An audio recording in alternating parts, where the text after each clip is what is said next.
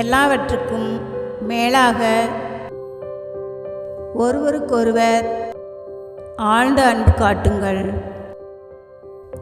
ஏனெனில் அன்பு திரளான பாவங்களையும் போக்கும்.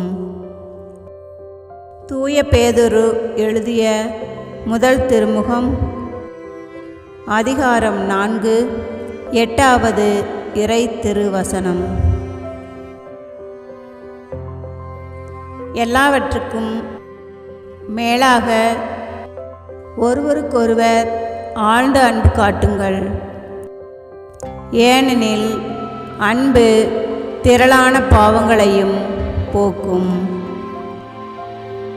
தூய பேதுரு எழுதிய முதல் திருமுகம் அதிகாரம் 4 8வது இறை திருவசனம்.